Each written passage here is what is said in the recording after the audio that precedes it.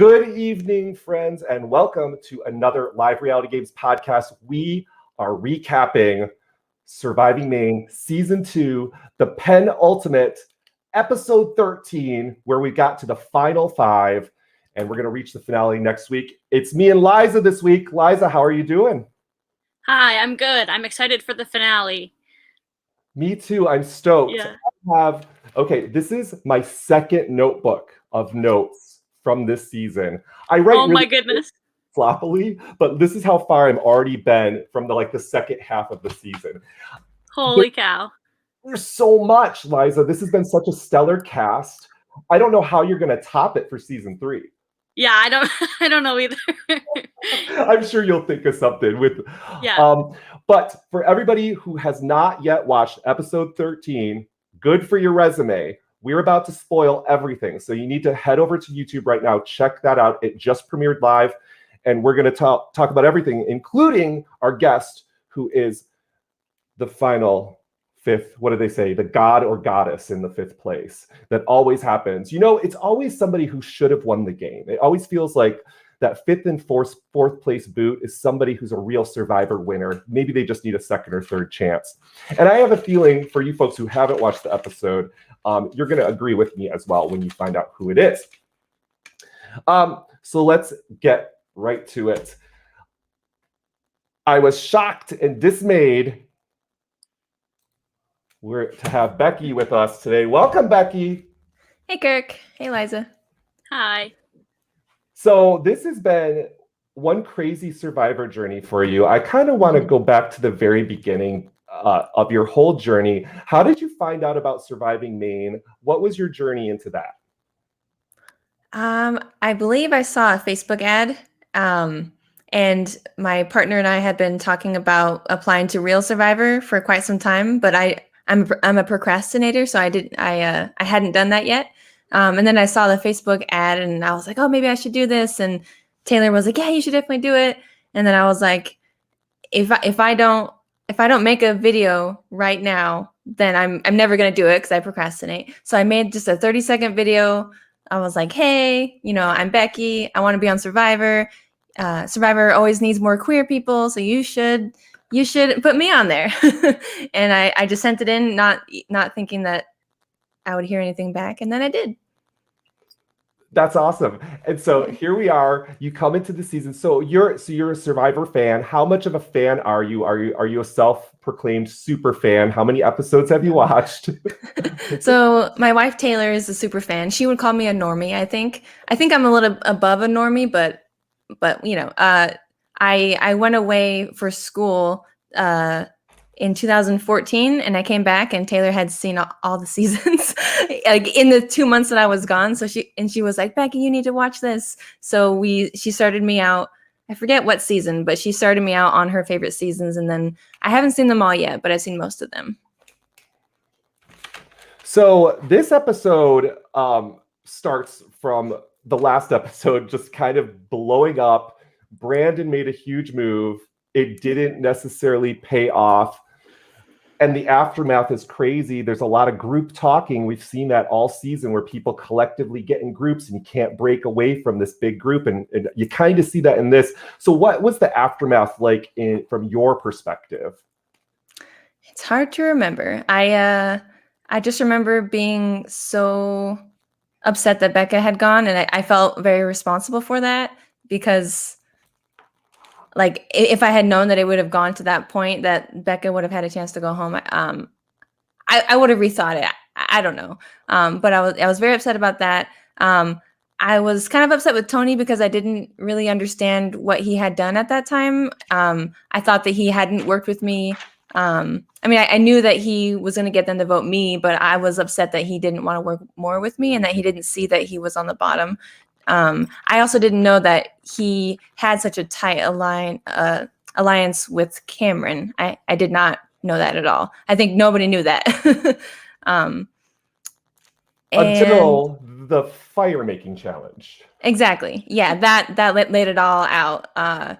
That he gave Cameron his wood. And I think in the last episode, he was so happy to see Cameron win the immunity challenge. He didn't even care. He was like, I'm so happy to have Cameron win. So it's right there that we really realize that he loves that he and Cameron must have something. You know, I'm questioning how many of my personal opinions I want to share as we recap this episode. But I'll put it this way: I think in the final five, this episode really changed some players' chances of winning. Like if we're looking at odds, I think odds shifted dramatically based on maybe perception of the players, especially in that challenge. And I'm just taking my experience as a Survivor player and how I might perceive it. But we'll get into that because there's a lot going on. So Brandon essentially flipped on his alliance at the start of this episode. And there's only so much fallback that he gets from it. Cam still thinks he has a good connection with Brandon and can kind of fix that. But Brandon's in the place where he feels like he cannot sit against Cam or Jazzy. And it looks like if you're going to be at the end, Brandon, you're going to sit by one of them. Mm-hmm. So, you know, a question I was going to have and pose to Brandon almost is when you go to the end against somebody who's perceived as a good player, how do you beat them? How do you win? You know, so I don't know if there's an answer for that, Liza, as a Survivor player. When you go against somebody who's been playing a really good game, how can you beat them in the end? What do you do? I don't know if there's an easy solution, but do you two have any ideas about that? I mean, I think it all depends on who's on the jury, really, and if you can play to those relationships that you've built with them. And I think in these situations, there's a lot less, like relationships come into play a lot less than they would in the real game. Because I feel like everybody's a fan. Everybody really appreciates gameplay. So I think in these types of games, it's really helpful to really talk up every single move you made, even if it's really subtle. I think it depends on who's playing and who the jury is, for sure. Yeah, that makes a lot of sense. I think you have to definitely downplay other players' games as much as possible. And definitely play to the jury when you have the opportunity to see them with your facial expressions, your reactions. But I think it's a question worth posing because players find themselves in this situation all the time where I'm going to probably eventually go to the end with somebody who's played a perceived better game than me. How can I change that? Is there time to change it? I thought this was going to be the round. So I was in the comments. If you watched it, I'm like thinking there's got to be an idol hidden in this episode. The Survivor in me thinks an idol goes to 5. 2 were just played. So I'm thinking at least 2 people could potentially be safe this round. Becky, we see you looking for one at Tribal Council. Was there any more of that hunting? Tony talked about it a little bit. I mean, I don't know if anyone else hunted. We did see Tony. I didn't hunt outside of the voting area, but I definitely looked. And as Taylor mentioned in the chat, there was one. There was one where I had looked. I just didn't see it. So like after the game, when I found out that there was an idol right where I had looked, I don't even know. I broke down a little bit because that could have changed everything. So that was unfortunate, but. The whole episode, I kept thinking this is where the idol's going to be. So like we start out and we're back at the porta potties, right? Like Brandon's there and I'm like, oh, the idol's here. I know it's going to be back here. Like I kept thinking the idol was going to re-pop up. For some reason, that was going to be a twist. Like it popped up in the same place it was. So at Tribal Council, I'm looking at the fence. I'm like, it's got to be the fence. And then Becky gets in there and I think, oh, it's got to be in the voting urn again. Alas. Good move, production, but it doesn't play out. Nobody finds the idol, so one person is safe. And I don't even want to spoil that yet because that is a whole 20-minute conversation about the fire-making challenge. But a lot goes down, and we see Jazzy and Cam talking together a lot. But the thing that's really interesting, Liza, and I was talking about this before we got started, I don't think I've ever seen such a core group of like a final 3 implode as much as this group. They're really starting to they're still together. They're still here at Final 4, but they all want to take each other out in different ways. But I don't think they're taking maybe the opportunity to. Yeah, I think like Becky was saying earlier, it comes down to them being comfortable, right? And feeling safe in that small group despite their better judgment and knowing that like in knowing who they should bring to the end. And there's a very interesting moment that happens. There's two where Tony talks to you, Becky, and says that he wanted to help you last round. And so I almost thought there was like a ray of sunshine there. I'm like, oh, there's some hope here, but it seems like those were just words that were not going to be followed by actions. Yeah, I very much got the sense from him that he didn't want to work with me. That like, because I was going up to him being like, hey, you know, if there's anything we can do, you know, to work together going forward. And he was just like, I tried to help you in the last round. And so I very much took that as like, I tried to help you and it didn't work out or something. So that, yeah.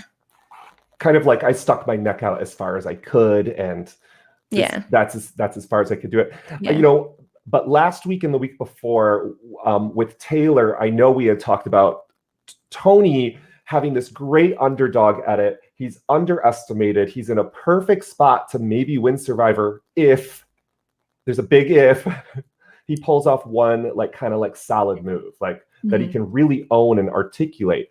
I don't think it's impossible for any of them not to win at this point, but I really think Tony has missed some opportunities now, but I'm still proud of him because the thing about it, and Tony made this episode, let's be honest, guys. Yes. The Tony-isms are great. The bang, bang, pop, pop, bang, bang. I don't know. I just like hitting stuff. I loved if you had 10 Tonys out here, we would not get fire started. I love that one. It's fantastic. That was the first time I'd heard that. Yeah. Tony confessionals, amazing. Like we could listen to these forever. It's kind of like forest confessionals. They're just fantastic, right? Yeah. But another thing that occurs very, very soon to that conversation is Brandon is talking to Cameron, and Cameron says he wants Brandon in his final 3. And he says Tony overheard it, and it looks like you're right over there as well, Becky. Did anything come out of this? Like, is this the opening, or was this all a ploy? Did they do it on purpose?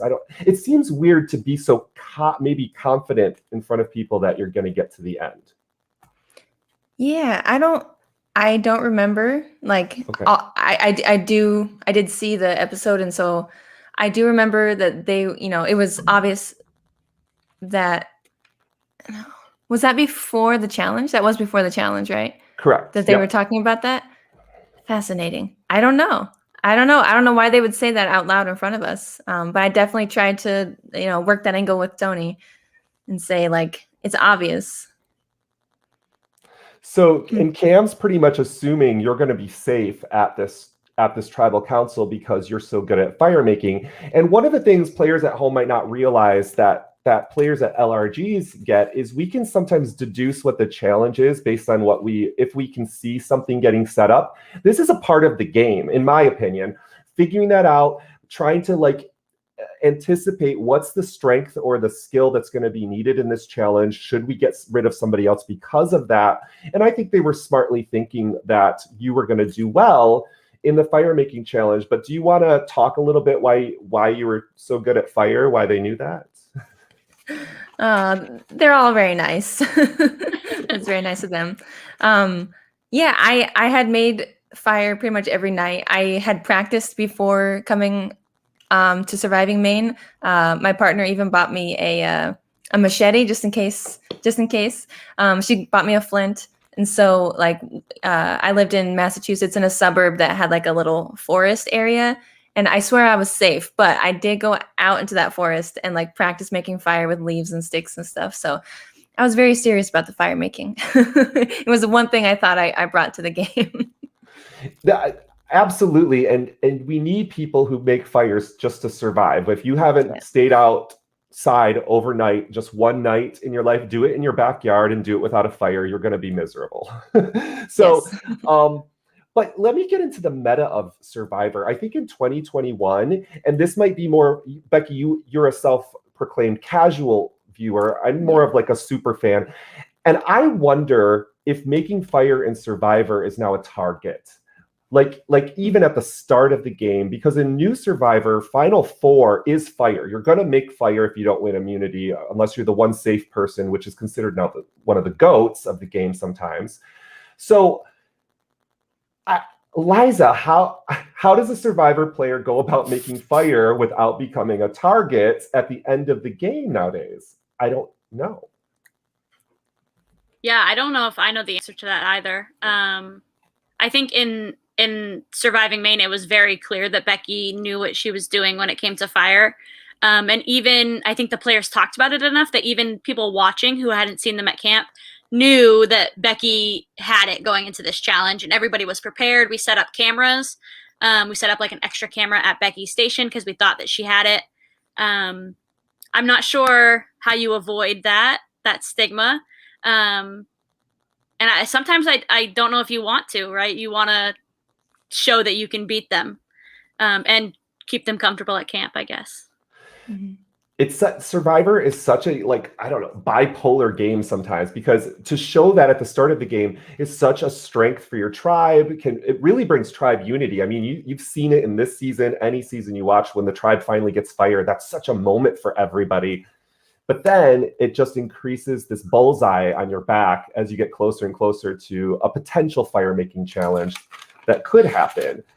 It's not always in allergies. So let's get to it. It's a fire-making challenge, and this one is badass. This is Surviving Maine's version of Let's Make a Fire-Making Challenge. Okay, so the rope is as high, for people who know, the rope is as high as the rope is in Survival Challenge. It is way up there. This is no, like most of our allergies, mine, we're doing like a 1 foot fire, you know. This is a legit little bonfire we're creating here. And the challenge is much more complicated than just making the fire. So the first step is we're going to take some hatchets, and we are going to hatchet through a tree, a felled tree, into 3 parts. And then we're going to take these lumberjacks, instead of survivors that are playing, are going to take this wood and add it to their stock to make as big of a fire. And they have the flint and all of the 9 yards with materials to get started. Burn the rope first. You're good. I have so much to say here, and this is one of the craziest things that goes down. If you haven't watched it, you have to, because first they pick spots because there's different types of trees. Do you want to get into that a little bit, Liza? Yeah, so all the trees were just random types that we found. We just pulled 5 logs out of the woods. My nephew actually cut them to size for us, and some of them were hardwood, some were freshly cut. Some were trees logs that we found dead. So they were all in like varying stages. And Becky definitely chose like the fresh, brand new hardwood tree. Yeah. To be clear, it's not like we were able to go out and choose them. There were numbers, and I think I was second to last to be able to choose. You didn't have a good option. But I definitely chose incorrectly. Yeah, because if you do choose it, it's probably pretty clear that you probably do win the challenge, because isn't it Cameron who is the last pick? Yeah, I think so. Okay. Oh gosh, this is just even more difficult for me to talk about now. Like, Becky, how was it just rewatching it? Did you get the same feelings? Like, oh yeah, it was very emotional. Yeah. Starting with like the wood and just realizing how hard and alive and green it was. Oh my gosh. It like I spent a spring break a few years before literally chopping a tree's worth of wood for firewood. So like I knew going into it that I had experience chopping wood and that like I got this. And so to have this wood be so hard and be so difficult to break through, it was heartbreaking in the moment, and I definitely felt that while I was watching it. Absolutely. Anybody who's chopped wood, you know what you're talking about in that moment when you've chopped so much that your arm, it's almost like it becomes like jello. Like it's just like floppy every time I hit it. Yeah, I couldn't even hold on to the axe toward the end. It was very difficult. Yeah, and we can see this. So as you're doing that, Cameron, Jazzy, and Brandon are already attempting to make fire. Cameron gets the flint lit, so he has flame, and he's starting this when you still haven't even chopped through the first section of that living tree that was just fell the day before. And Tony is I don't know if he had a hard tree as well. I'm assuming he did because it was taking him a long time as well. So let me see with my notes. You get there. Did you get there last or right before Tony? I believe I was last after Tony. And you start your fire, your flint, you start it like instantly. It was that quick. Yeah, I remember running to my fire station and having some sense that Cameron had gotten pretty far. I didn't like looking at the video now. He literally got like the fire up to the string before I'd even gotten there. So like the string had started getting sooty or started burning a little bit. Yeah. So when I got there, I didn't even really pay attention. I just like started doing it. And thankfully it lit like after all that rain. Thankfully the wood and stuff was still dry, so it lit pretty fast. I had a hard time making a teepee. The wood kept falling. But yeah, I was in it to win it for that challenge. So you created a bed of coals that was so hot. It's true. You didn't have a teepee, Yeah. but your fire didn't need it. The coals were so hot. I mean, that's how that's a fire that you want at camp, right? It's going to keep you warm all night because it's just blazing. And it was literally touching that. It was going over that rope. And at times we could see the smoke coming off of your rope. And it's just like, it won't catch. And Cameron's is like black. It's like just charred and it's like not burning. Oh, I just hit the microphone. I'm sorry if my sound goes out. Everybody at home, my microphone sucks now. So in the future, we'll have a new one. Anyways, so Cameron, this is the part. This is the part I can't, as a Survivor player, I can't. I respect so much of this game, but oh my gosh, Becky, the players give up at the immunity challenge. Jazzy gives up. Tony gives up playing Survivor to assist Cam in winning.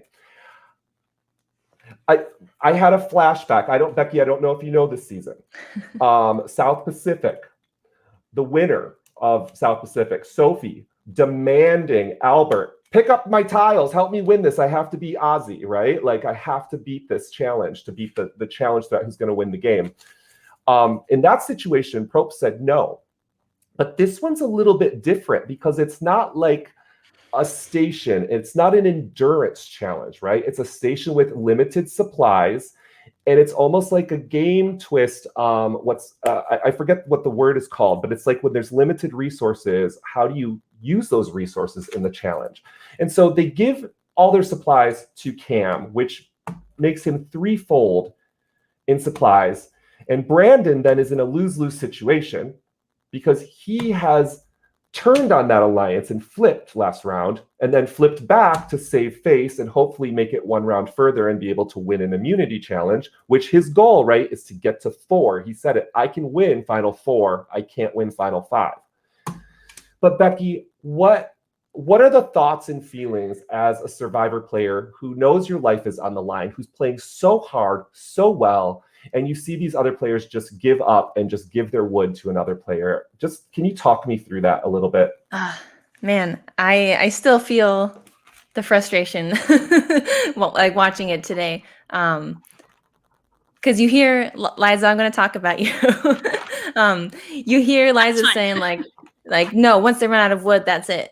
And then you hear people saying, Liza, can we give people our wood? And then she says, yes. And then that's when my heart sunk. I was just like, no, like I understand, Liza, you had to make that decision in that moment. And I respect it completely. And like, it's a social game. So like this people who were in it together, Cameron, Tony, Jasmine, like they helped each other. That's a social aspect of the game, of the tribe aspect of the game. But I was so frustrated when Liza said that. Like, I couldn't believe it. I didn't give up, but like I felt like giving up because I knew that I was running out of wood and that my flame was only going to last that long. Like, because Cameron's flame had almost gone down, like it had gone down a lot. And then once people gave him the wood, he was able to make that giant teepee to get it all the way to the string. Yeah, it was very frustrating. It's incredible to watch. It's just like the decisions, they make sense in the moment, but I keep thinking how the jury is going to perceive this. Now, the jury does not see challenges in normal Survivor. Sometimes in LRGs, they can see them based on where they are, but they always hear about it on the jury, right? The jury talks. And I just wonder how this might change perception of players. And Becky, obviously don't reveal anything that happens in those conversations, but for my take, I'd be very surprised at the moves Jazzy has made in the last 2 rounds. It's hard for me to even articulate it. Saving Cam with the idol makes sense because she can keep a number that's hopefully in her favor, even if she's not aware that Cam is not thinking the same thing.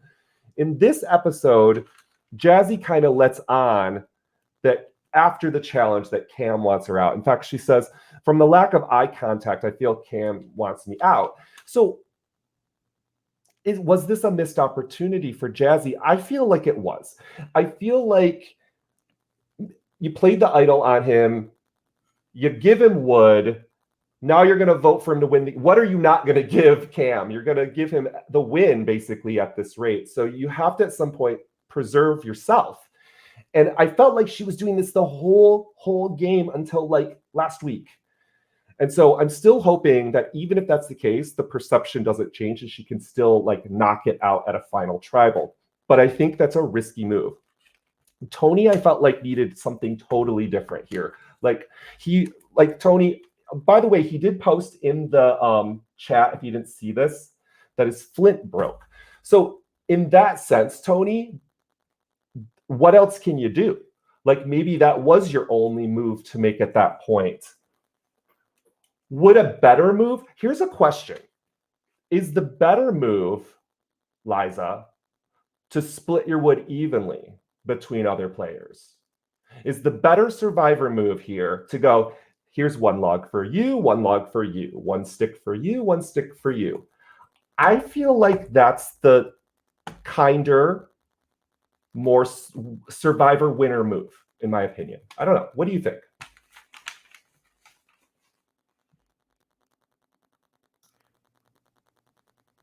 Really quick, I wouldn't have minded if Brandon had done that. If he gave me half his wood, that would have been great. But Liza. Sorry, I lost internet there for a second.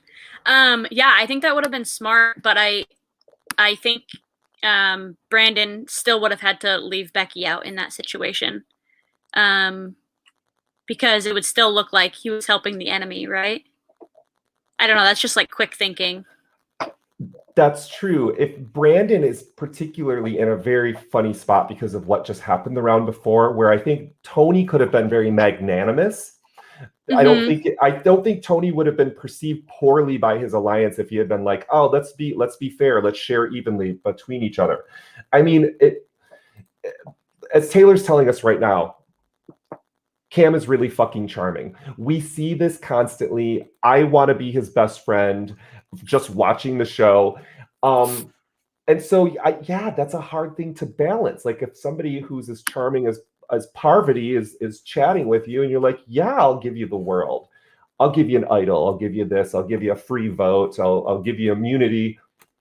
Now the only thing left for them to give him is the win. So let's see if that actually can happen. Can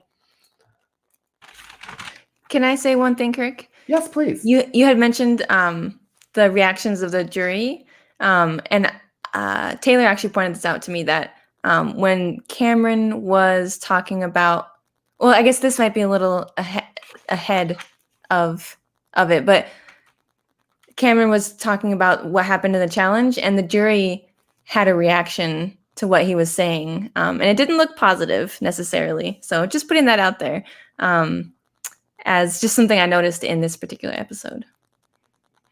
So I'm really loving the comments right now. I'm just going to keep them out of the talking about it in the live stream, but you guys are cracking me up right now. So we get to tribal. Tony's telling us that this tribal is going to be on the narrow and straightforward. Tony, I love you to death. Like, that's one of the greatest like reverse phrases I've ever heard in my life. The straight and narrow. It's now the narrow and straightforward. And he goes with it. There's not many options at 5, Becky. What were you trying to do? What was your best result out of this? And if you could have gotten to the end, who were you wanting to sit next to? I definitely wanted to sit next to Brandon. He and I had been trying to work together, or I had been trying to work with him. And I think he legitimately wanted to work with me. I think he just didn't know when to break from his Blue Alliance. I would have wanted to bring Brandon. And I mean, ultimately, it would have been me, Tony, and Becca. I think that would have been my, what we had talked to Tony about. That would have been my ideal. But in that final 5 situation, if I had somehow won the Fire Challenge immunity and found an idol, I don't know. It's so hard. It's so hard to, now looking back, I would love to have Jazzy and Brandon there. Just, seeing how hard Jazzy played, it would have been amazing to have her there. But what I won against her, I don't know. So yeah, I think it probably, if it had played out that way, I probably would have picked Brandon and Tony to go to the end. This is the first time you played Survivor, right, Becky? Mm-hmm. You had such an incredible run. Like, I mean, you've done things that some people have not. I could bring up Tony. Before this game, Tony hasn't hit many of the benchmarks that you've accomplished in this one season of Survivor. So you found one idol at Tribal Council. You won individual immunity. You were on a tribe and then got swapped into the minority and survived the entire swap section of the game. You were the last remaining person on your tribe. So you were actually the sole survivor of your initial tribe. Becky, if you came back to any Survivor, including the real show, besides winning, what else do you want to accomplish? Well, I think I got lucky in a lot of ways in this game, no doubt about it. Finding the idol, the fact that the immunity challenge that I did win, half the people dropped out, so I got lucky. And I had a great time playing. I don't think any of us realized going into it like how lifelike the game was going to be. It was incredible. But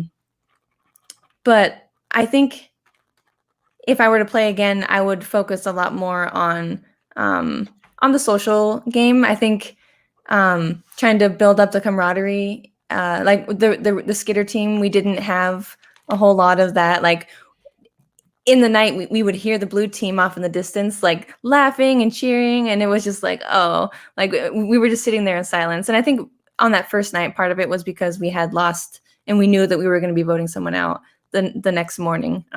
Excuse me. But I think I would have tried harder to just, make it more lighthearted and fun. And I did try to get to know everybody as I would talk with them, like to get to know their personal life. But I think the social aspect is the part that I would like going forward. I would want to get to know people a little bit better and really make those connections with people.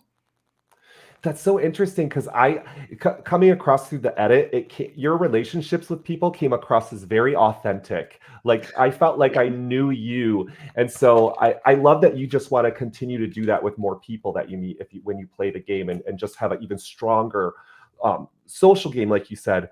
One of the things that you mentioned that I want to talk about a little bit is what Surviving Maine is all about. We're watching this experience, but everybody who comes out of it is like, it's just like you said, Becky, it's so lifelike. It's just like the experience.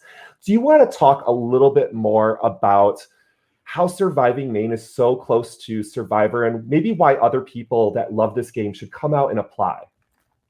Absolutely. Like Cameron said, like it's going to be carnival games. Like that's what we all were going into it thinking. Like because who knew that Liza and her family and friends were so talented and like could create and had the like resources to make these amazing challenges. It's just incredible, like the art, the creativity of the challenges. You know, Kirk, you had mentioned like fire being a target in the real Survivor. Like if we had known how lifelike this game was going to be, maybe people would have seen me make fire and been like, oh no, like she's going to win the fire making challenge at the end. But like, it's just incredible. Like Liza and her family put in so much work, and the challenges were so well thought out, and being able to sleep under the stars, even amongst all the ticks in Maine, you know, it was still pretty awesome. It was freezing cold, but we had sleeping bags, thankfully.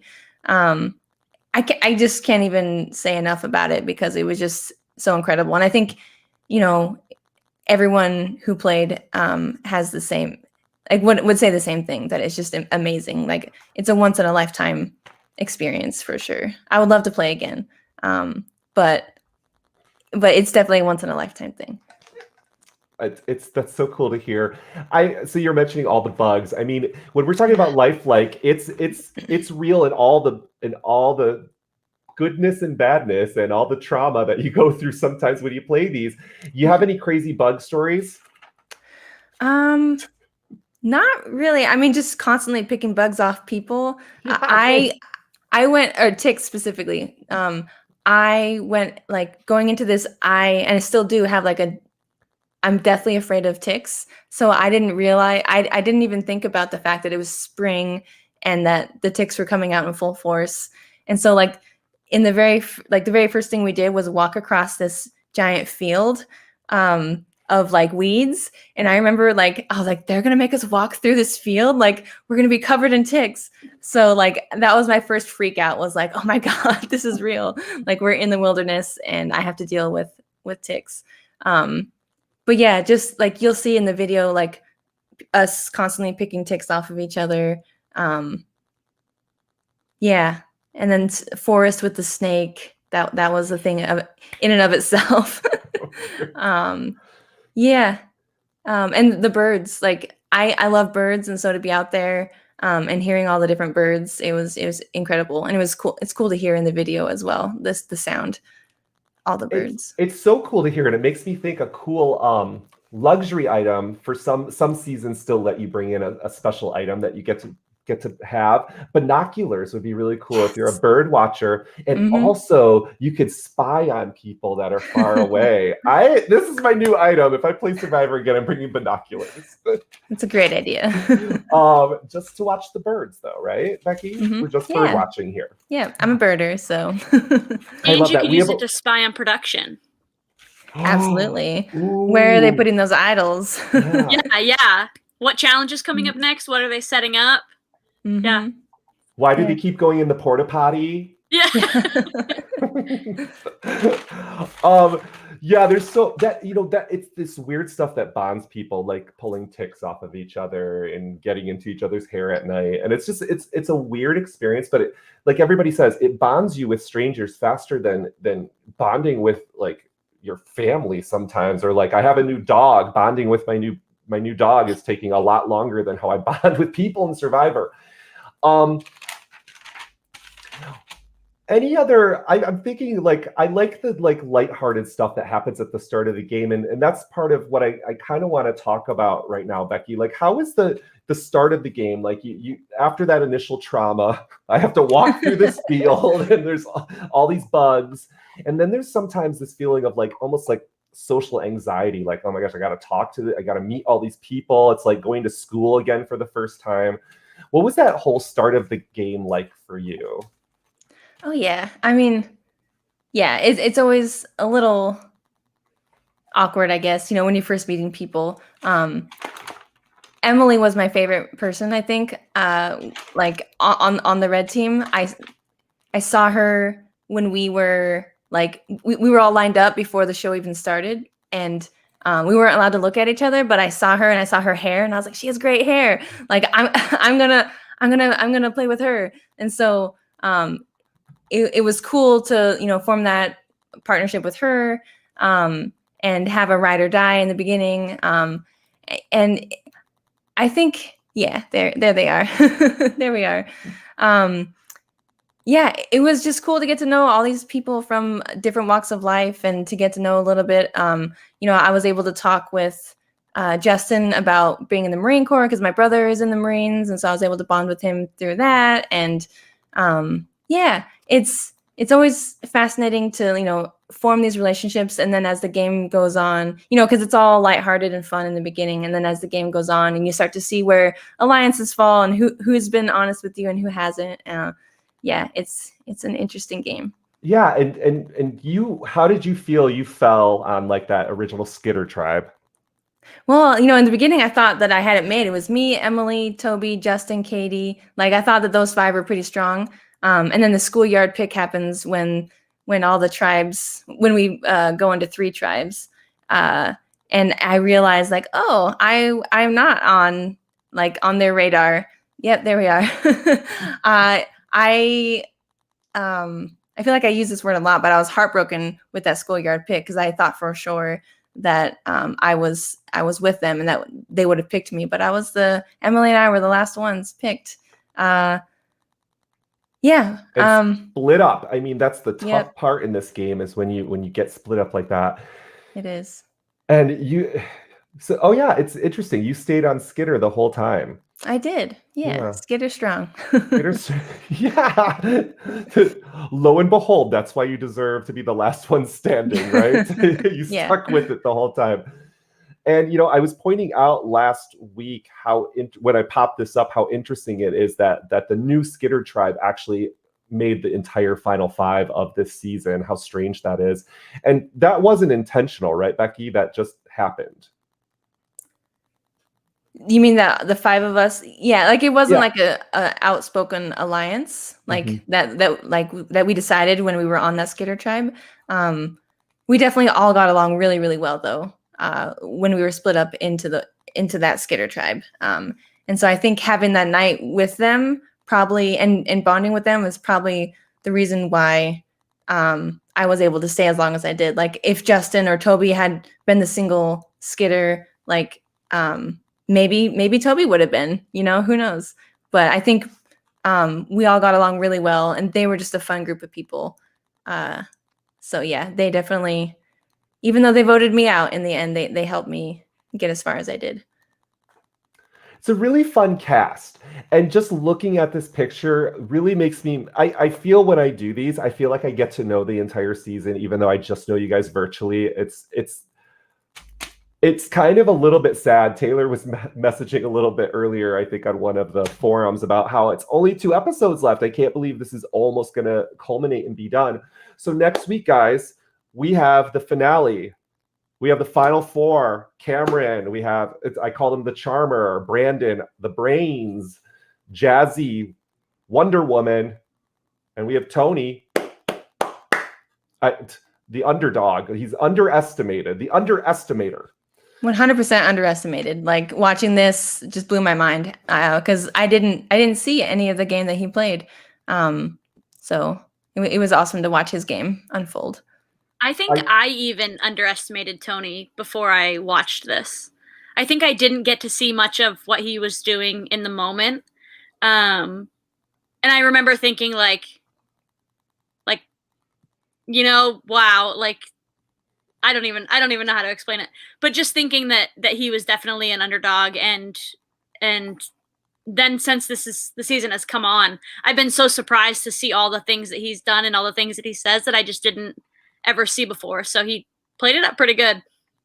Absolutely. Yeah, there's something to be learned from Tony's game for sure. And this was, again, his first opportunity to really play his game. So in some ways, Tony, you had it good because people couldn't have gone back to other seasons that you've played and said, oh, this is how Tony's going to play. It was very much unknown. So keep teaching people how to do this, Tony, because I want to bottle it up and take it for my next game. Oh, this is an interesting comment by Taylor. I really love that Tony lied to Cam about voting Sarah off. That was a move that happened earlier in this game. That's interesting. I forgot about that. Yeah. And I feel like he could use the fact that he got, he mentions the idols getting flushed out. I feel like he could use that as a potential move, like if he makes it to the end. Yeah, absolutely could. Guys, next week's going to be crazy. We have the final 4. They are all going to be joining us, every single one. That's going to be a crazy conversation because it's going to be right after the premiere, so things could still be hot. Who knows? And I'm putting this out to the entire cast after we've spoken with the final 4. I'd like to go long, and if anybody would like to come back as a short little reunion to pop in, we can, I forget what our max guests are, but we can send out to the link to the cast members and we can pop you in and out of the chat. If you'd like to come back, if you have something to say that you didn't get to say the first time around, or somebody's talked about you, including myself, it's your chance to come back and talk bad about me.